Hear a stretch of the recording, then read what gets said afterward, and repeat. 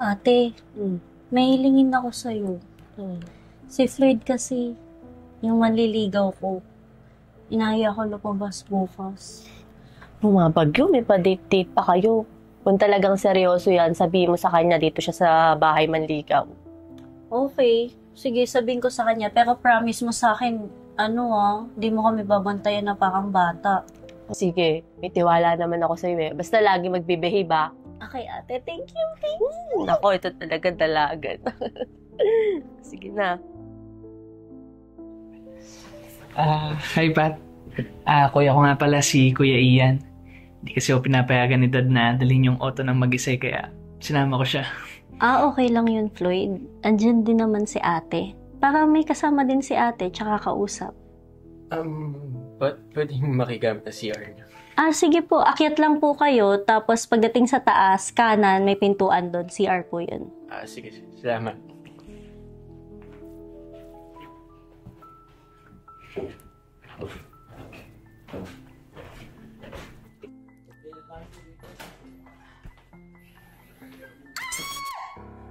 Iyan?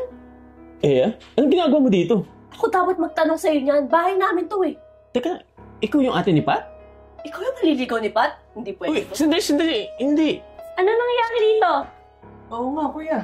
Anong meron? Kamusta ka na? Mabuti naman. Ate, kuya, Floyd, gusto niyo ng juice? Alam ko, hindi natin naayos yung mga nangyari noon. Pero, hindi ko kasi maintindihan bakit niiwasan mo ko eh. Ikaw pa talaga nagtanong niyan. Sino ba unang tumigil sa atin? Hindi ako Ian. Wait lang Pat, may ice ba kayo? Ay, di na pala. Malamig naman na yung vibe ng kuya ko at ng ate mo eh. Samahan mo kaya ako maghugas ng pinggan. Tsaka ate, kuya, mag-usap na lang muna kayo nang matapos na to. Hindi tayo abot sa dessert ng ganito yung atmosphere. Tara? Tara.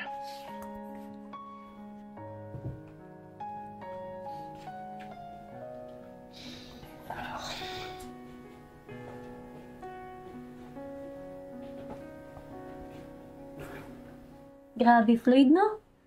Ang awkward. Kung alam ko lang na ganito kahirap makipag-date. Lalo na pag may mga issue pang naiiwan. Well, hindi ko nga rin na-expect na may history pala si kuya ko tsaka yung ate mo eh. Parang teleserye lang, no? Pero at least, interesting, di ba? Pero di ba sana naman may happy ending?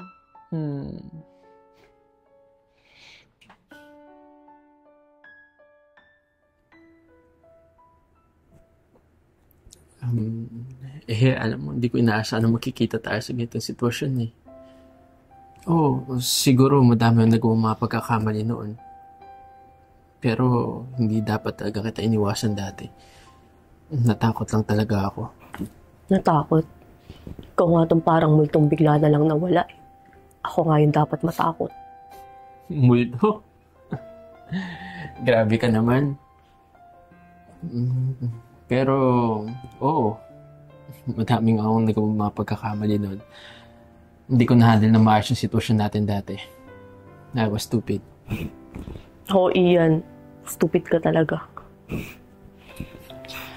Pero na-miss ko yung mga corny mong joke ha. Kung sakaling may second chance ba, bibigyan mo ba ako ng chance ulit? Second chance? Grabe Baka gusto mo pang bumalik sa first chance.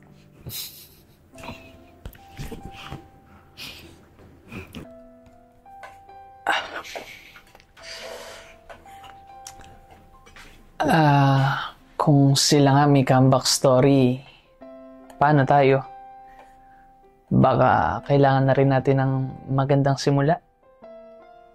Simula? Wala pa nga tayong first chapter. Baka naman pwede na rin nating isulat yung ating first chapter. Dito ka na lang. Tama na yan. Tumulong ka na lang. Sige na nga.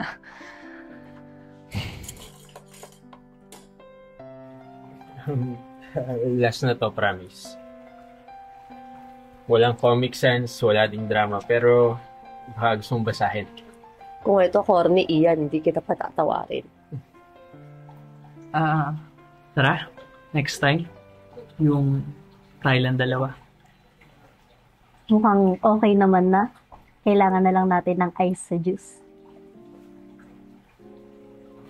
Sige na, uwi na kayo. Yeah. Tara na.